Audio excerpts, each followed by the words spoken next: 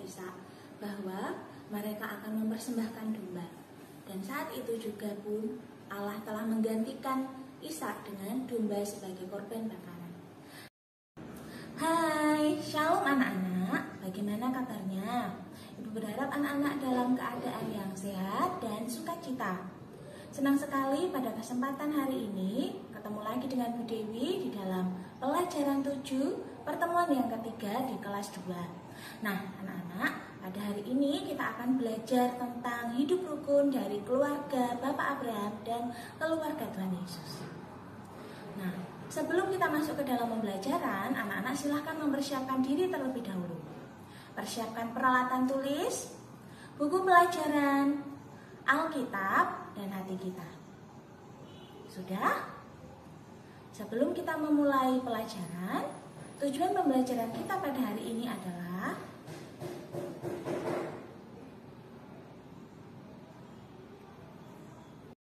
anak-anak, mari kita persiapkan hati kita sebelum mulai pelajaran dengan berdoa. Berdoa mulai. Tuhan Yesus, kami sungguh mengucap syukur hari ini Tuhan memberkati kami, sehingga kami dapat bertemu lagi dalam pembelajaran ini. Kiranya Tuhan Engkau memberikan kepintaran kepada anak-anak-Mu, sehingga apa yang akan kami pelajari itu dapat kami lakukan dalam hidup kami. Terima kasih Bapa, ya dalam nama Yesus kami berdoa dan mengucap syukur. Amin. Nah anak-anak, sebelum kita mulai pelajaran, Ibu akan mengajak anak-anak untuk bernyanyi terlebih dahulu. Kita akan bernyanyi lagu pujian yang berjudul Rukun Cinta satu dengan yang lain. Nah, anak-anak bisa mengikuti gerakan yang Ibu praktekkan. Rukun cinta satu sama lain, itulah maunya Tuhan. Rendah hati serta ramah tamah, itulah maunya Tuhan. Tunjukkan, saksikan, Tuhan minta buktinya. Tunjukkan, saksikan, Tuhan minta buktinya. Anak-anak, silahkan Alkitabnya diambil. Kita akan buka di dalam kitab Kejadian. Kitab Kejadian ini ada di Perjanjian Lama. Mari kita membaca di dalam Kejadian pasal yang ke-22. Kisah Abraham, Ishak, dan Sarah ini kita bisa melihat di dalam Kejadian pasal 22 ayat yang pertama sampai dengan yang ke-19. Bapak Abraham memiliki seorang istri yang bernama Sarah. Mereka memiliki seorang anak laki-laki pada masa tuanya yang diberi nama Ishak. Nah, suatu ketika Tuhan Allah ingin melihat apakah Abraham akan mentaati perintahnya. Dengan cara Tuhan Allah memerintahkan Abraham untuk mempersembahkan Ishak. Nah, silahkan dilihat di dalam Kejadian pasal 22 ayat yang ke-2. Firman-Nya, ambillah anakmu yang tunggal itu yang engkau kasihi, yakni Ishak. Pergilah ke tanah Moria dan persembahkanlah dia di sana sebagai korban bakaran pada salah satu gunung yang akan kukatakan kepadamu. Nah, di sini keesokan harinya Bapak Abraham mengajak anaknya Ishak naik ke ledai selama 3 hari dalam perjalanan. Selain bersama Ishak, Bapak Abraham ini juga mengajak 2 orang hambanya. Nah, di sana Bapak Abraham sudah menyiapkan segala macam peralatan yang diperlukan untuk mempersembahkan Ishak. Pada saat itu Bapak Abraham sudah membawa pisau, kayu bakaran, maupun api yang diperlukan.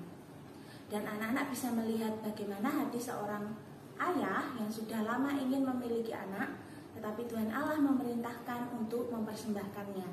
Nah, silahkan dibaca di dalam Kejadian pasal 22 ayat yang ke-8.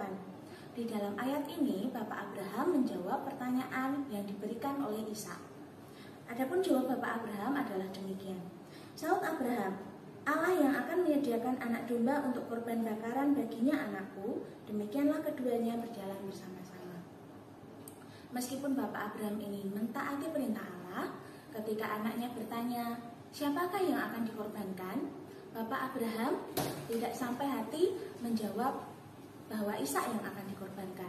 Di dalam hal ini, Bapak Abraham tetap percaya bahwa Allah akan memberikan jalan keluar dari setiap perintah-perintahnya. Dan Bapak Abraham percaya bahwa yang diperintahkan oleh Tuhan adalah baik adanya.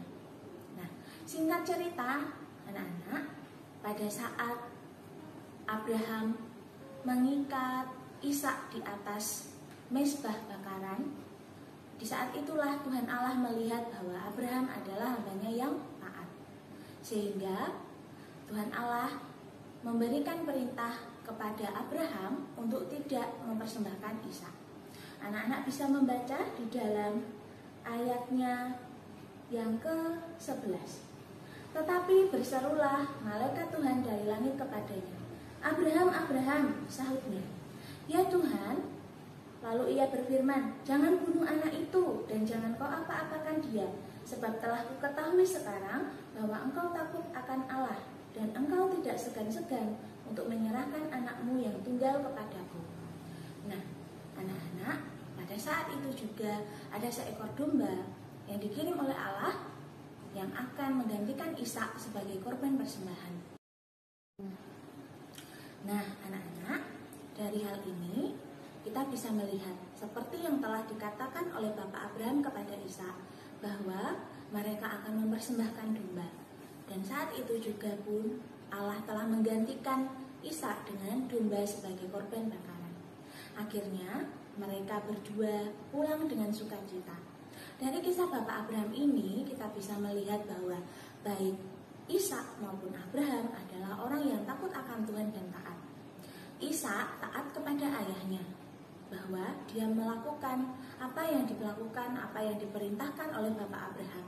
Ketika Ishak diminta untuk duduk di atas berbaring di mezbah bakaran dan diikat, dia tahu bahwa dia akan dijadikan korban persembahan. Pada saat itu Ishak tidak menolak, dia tetap mentaatinya. Dan meskipun dengan sedih hati Bapak Abraham diminta Tuhan untuk mempersembahkan Ishak, Abraham tetap taat. Baik ayah maupun anak, kedua-duanya adalah orang yang takut akan Tuhan. Nah, Bapak Abraham itu juga dikenal sebagai Bapak orang beriman atau Bapak orang percaya. Kenapa? Dari hal ini tadi kita bisa melihat betapa besar ketaatan Bapak Abraham. Nah, kita belajar hidup rukun dari keluarga Bapak Abraham yang senantiasa bersama-sama taat kepada Tuhan. Selanjutnya, kita akan belajar hidup taat, bagaimana hidup rukun di dalam keluarga Tuhan Yesus. Keluarga Tuhan Yesus adalah keluarga yang hidup rukun. Nah, ceritanya, pada saat Tuhan Yesus berumur 12 tahun, Tuhan Yesus bersama Bunda Maria dan Bapak Yusuf pergi ke Yerusalem di Bait Allah untuk merayakan Paskah. Dan ketika semua rombongan pulang, Bapak Yusuf dan Bunda Maria tidak mendapati di mana Tuhan Yesus berada. Nah, setelah mencari berkeliling, mereka kembali ke Bait Allah dan ternyata di sana mereka melihat bahwa Tuhan Yesus sedang berbicara, bersoal jawab dengan para alim ulama. Dan kemudian setelah itu mereka kembali pulang bersama-sama dengan sukacita. Anak-anak, kerukunan ini bisa diupayakan, bisa dibangun bersama-sama. Kerukunan itu ada jika seluruh anggota keluarga membangunnya bersama-sama. Bagaimana caranya? Kita dapat membangun hidup rukun di dalam keluarga dengan beberapa hal. 1. Dengan bersikap rendah hati. 2. Saling mengalah. 3. Saling mengasihi. 4. Mau saling memberi. 5. Saling mengampuni. Nah, ada banyak hal yang lain yang bisa dilakukan untuk membangun kebersamaan, kerukunan di dalam keluarga. Bu Dewi percaya anak-anak dan keluarga pasti bisa melakukannya. Nah, anak-anak, dari pelajaran 7 ini kita diajarkan betapa indah dan damainya jikalau keluarga kita hidup dengan rukun. Anak-anak, pelajaran 7 pada semester 2 di kelas 2, keluargaku hidup rukun. Kita sudah melihat dari berbagai macam kisah yang bisa kita ambil sebagai pelajaran, baik dari kisah Nabi Nuh, kisah Bapak Abraham dan Ishak maupun Tuhan Yesus. Nah, sebelum mengakhiri pelajaran kita pada hari ini, mari kita menundukkan kepala kita, menutup mata, lipat tangan, dan berdoa. Mari kita berdoa. Tuhan Yesus, kami sungguh mengucap syukur ya Bapa pada kesempatan saat ini. Tuhan memberikan kami waktu untuk merenungkan betapa indahnya ketika kami hidup rukun. Kami sudah belajar bagaimana hidup rukun dari keluarga, para tokoh Alkitab yang sudah kami pelajari selama ini. Ya Tuhan, berikanlah kami hikmat untuk kami dapat mengerti, melakukan apa yang telah kami pelajari ini. Terima kasih Yesus, dalam nama-Mu kami berdoa serta mengucap syukur. Amin. Anak-anak, saat ini kita masih dalam masa pandemi. Karena itu, mari kita senantiasa menerapkan protokol kesehatan. Jangan lupa selalu mencuci tangan dimanapun anak-anak bepergian. Selalu mengenakan masker dimanapun anak-anak bepergian. Dan jangan lupa selalu menjaga jarak. Usahakan menjauhi kerumunan dan melakukan aktivitas di rumah saja. Terima kasih, tetap semangat, Tuhan Yesus memberkati.